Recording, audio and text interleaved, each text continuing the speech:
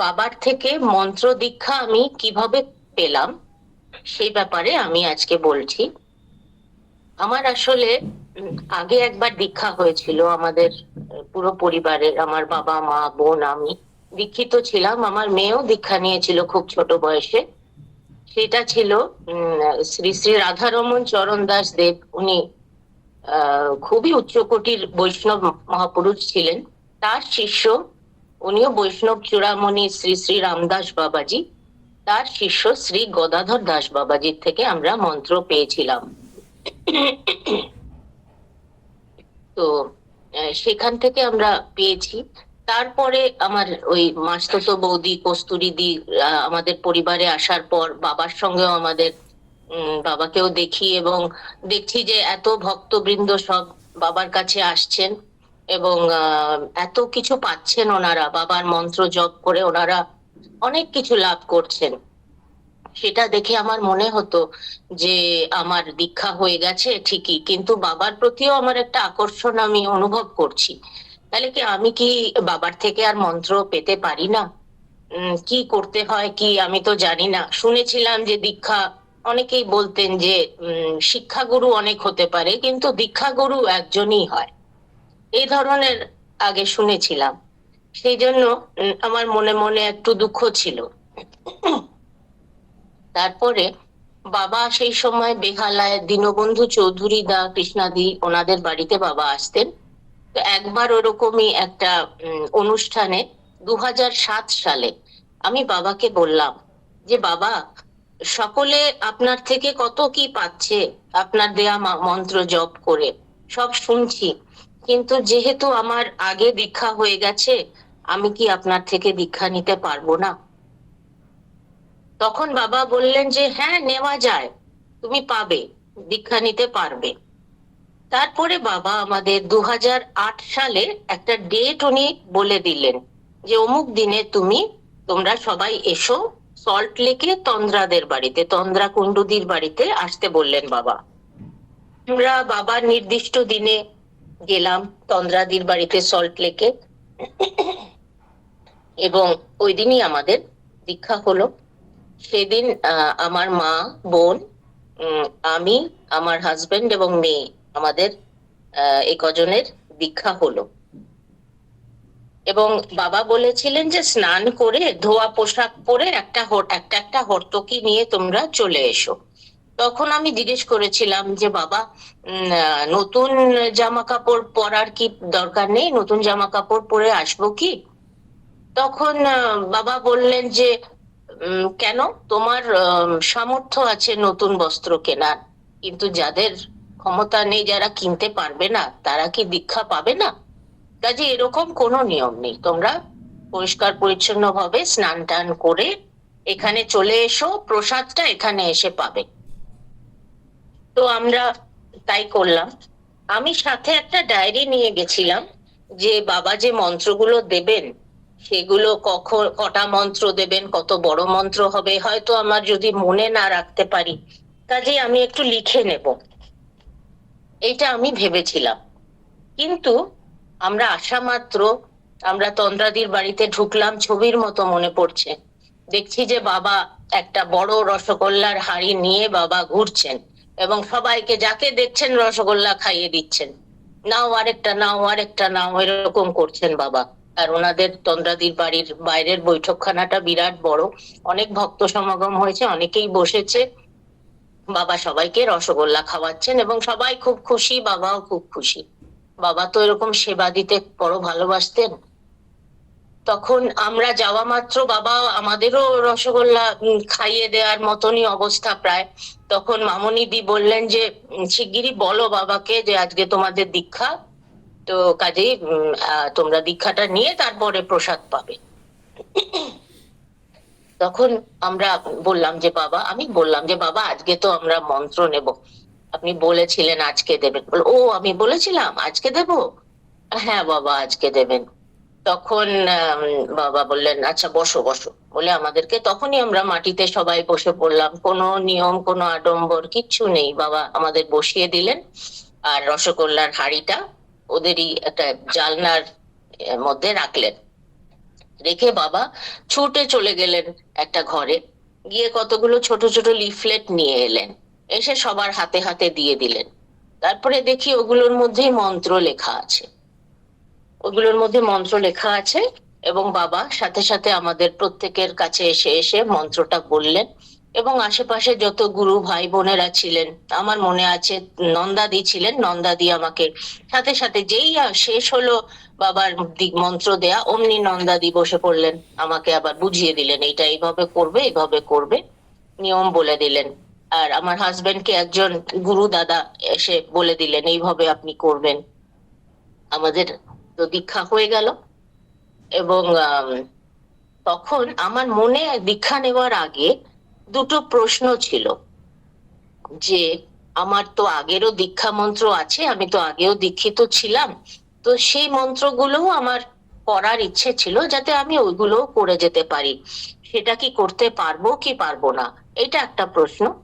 আরেকটা প্রশ্ন, যে আমার হাজবেন্ড বরাবরই, আমি বিয়ের পর থেকেই দেখছি যে উনি সব সময় তার কাজ নিয়ে, তার কর্মক্ষেত্রে তিনি একটু বেশি ব্যস্ত আর কি, মানে সব সময় তার ব্যস্ততা। তো কিন্তু উনি বাবাকে এতটাই মানে ভালো লেগেছিল এবং বাবার কাছে নিতে আগ্রহী এত, কিন্তু বাবা এখন কটা মন্ত্র দেবেন, কবার করে করতে হবে, সেই জন্য কতটা সময় লাগবে, সেটা তো আমার জানা ছিল না। তাই আমি ভাবছিলাম যে যদি বাবা উম কিছু কাজ দেন, মন্ত্র দেন, যেটাতে অনেকটা সময় দিতে হবে, এবং ও যদি ওর ব্যস্ততার কারণে সেটা ঠিকভাবে করতে না পারে, তাহলে এত বড় মহাপুরুষের থেকে নেওয়া মন্ত্র সেটা ভালো করে না করলে আবার দোষ হবে না তো, সেটাও আবার একটা আমার মনে মনে একটা চিন্তা ছিল। কিন্তু বাবা তো অন্তর্যামী, বাবা সবই বোঝেন। বাবা এসেই আমাদেরকে জপের কাগজ দিয়ে দিলেন। কাজে আমার যে ডায়েরি নিয়ে এসেছিলাম, ডায়েরির প্রয়োজনীয়তাটা রইলই না। তারপরেই বাবা প্রথমেই বললেন যে তোমাদের আজকে আমি শ্রেষ্ঠ বীজ মন্ত্র দিলাম, প্রথমে এই মন্ত্রগুলোই জপ করো, তারপর অন্য মন্ত্র মানে আগে পাওয়া মন্ত্র জপ করতে পারো। মানে বাবা আমাকে পারমিশন দিয়ে দিলেন যে আগে এগুলো করবে, তারপরে তুমি অন্য মন্ত্র, আগের মন্ত্র করতে পারো। আমার প্রথম প্রশ্নের উত্তর আমি পেয়ে গেলাম, বাবাকে জিজ্ঞেস করতে আমার হলো না। তারপরে বাবা সাথে সাথেই বললেন, এবং একটা একটা মন্ত্র, তিনটি মন্ত্রর মধ্যে প্রত্যেকটা মন্ত্র মাত্র 10 বার করে জপ করবে। তখন আমি খুব অবাক হয়ে গেলাম যে তাহলে 10 বার জপ করতে তো কোনো সময়ই লাগবে না। এবং এই দ্বিতীয় ডাউটটাও আমার ক্লিয়ার হয়ে গেল, একটা লাইনে বাবা আমাকে তিনটে প্রশ্নের উত্তর বাবা সহজে দিয়ে দিলেন, আমার আর কিছু জিজ্ঞেস করতে হলো না। এবং বাবা কোনো বাধা নিষেধও দিলেন না, বললেন যে ঘুম থেকে উঠে বিছানায় বসেই জব করে নিতে পারো। এছাড়াও বললেন যে any time, anywhere, under any circumstances job করতে পারো। তখন তো আমি আশ্চর্য হয়ে গেলাম যে বাবা এত দয়ালু, কোনো বাধা নিষেধ, কোনো নিয়ম কিচ্ছু দিলেন না, এই করতে হবে, ওই করতে হবে, এভাবে করতে হবে, এটা আগে এটা পরে, কিচ্ছু না, তোমার যা ইচ্ছা তুমি মন থেকে করো, ভালোবেসে করো। এটাই যেন বাবা আমাদের বোঝাতে চাইলেন। তখন আমি ভাবলাম যে তাতে কৃষ্ণ তো কত কি বলেছেন আমাদের, কত কি আমরা গীতার থেকে শিক্ষা পাই, কিন্তু সেইগুলো তো সব আচরণ করা সম্ভব হয় না। সেই কারণে আমাদের গৌরাঙ্গ মহাপ্রভু, নিত্যানন্দ প্রভু এলেন কলিযুগের মানুষদেরকে দয়া পরবশ হয়ে, করুণা পরবশ হয়ে ওনারা এলেন। এসে পরম দয়াল নিতাই গৌর বলেন সকলে, যে খাইতে শুইতে যথা তথা নাম লয়, দেশ কাল নিয়ম নাহি সর্বসিদ্ধি হয়। তখন আমি চিন্তা করলাম যে এইগুলো তো আমরা শুনে এসেছি ছোট থেকে, যে নিতাই গৌর তো নামের কথা বলেছিলেন, যে নাম করতে পারো যে কোনো জায়গায়, যে কোনো নাম, যে নাম তোমার ভালো লাগে সেই নাম তুমি করে যাও, খাইতে শুইতে যথা তথা, যে কোনো জায়গায় যে কোনো অবস্থায় তুমি নাম করো, নাম সর্বশক্তিমান। কিন্তু মন্ত্রের জন্য কিন্তু নিয়ম ছিল, দেহ শুদ্ধি, তারপরে বস্ত্র শুদ্ধি, এসবের নিয়ম ছিল। কিন্তু আমাদের বাবা তো আরো দয়াল। উনি আমাদের বলেননি যে দীক্ষা মন্ত্র শুদ্ধ হয়েই করতে হবে, স্নান করতে হবে, বস্ত্র পরিবর্তন করে শুদ্ধভাবে বসে শুদ্ধাসনে বসে করতে হবে, সেরকম কিছু নিয়মই বাবা কিন্তু আমাদের বললেন না। এমনকি ঘুম থেকে উঠে বিছানায় বসেই তুমি জপ করে নাও, তাতেই হবে, তাও কি না মাত্র 10 বার। মানে আমি ভাবলাম এ তো স্বয়ং ঈশ্বর ছাড়া কি করে এইভাবে কেউ বলতে পারে। কারণ এই কথাটা তো আগে অন্য কোনো মহাপুরুষও বলেননি। তাই আমার মনে হয় যে বাবাকে শুধু মহাপুরুষ বলা, অবশ্যই বলবো, কিন্তু মহাপুরুষ শুধু নন উনি, উনি স্বয়ং অবতার পুরুষ ছিলেন। কৃষ্ণ যা দেননি নিতাই গৌর তা দিলেন, কিন্তু নিতাই গৌর যা বলেননি তা আমাদের বাবা বললেন, আরো সহজ করলেন আমাদের জন্য। স্বয়ং ভগবান বা অবতার না হলে কি এ কথা কেউ বলতে পারে? আমাদের প্রশ্ন করা উচিত নিজেদের। এই উদারতার কথায় আমার আরেকটা কথা মনে পড়ছে, যে আমি বাবাকে জিজ্ঞেস করেছিলাম যে বাবা, আমি কি চাইলে আমি কতবার জব করতে পারি? আমার তখন খুব আগ্রহ, যে আমি ওই দিনই দীক্ষার দিনই আমি জিজ্ঞেস করলাম যে বাবা আমি কতবার করবো, কতবার করলে ভালো? 10 বার তো মানে কিছুই না, আমি ভাবছি অনেক করব, এরকম মহাপুরুষ পেয়েছি।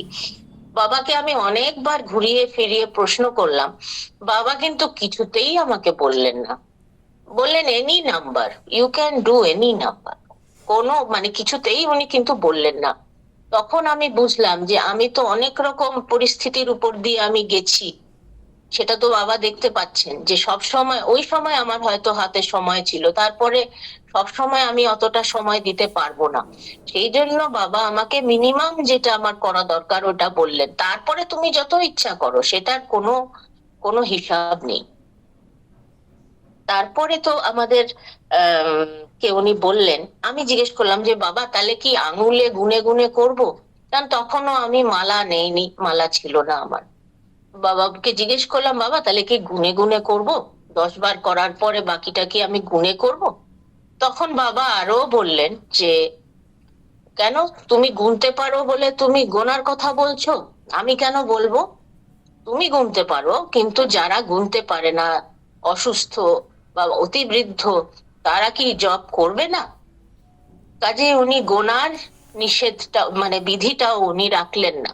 তোমার যেভাবে ইচ্ছা তুমি করো, তুমি ঈশ্বরকে ডাকবে, কিভাবে ডাকবে সেটা তুমি যেভাবে তোমার ব্যাকুলতা বৃদ্ধি হয়, যেভাবে তুমি যত বেশি এতে ডুবতে পারো, সেটা তোমার যেভাবে সুবিধা হয় তুমি করো।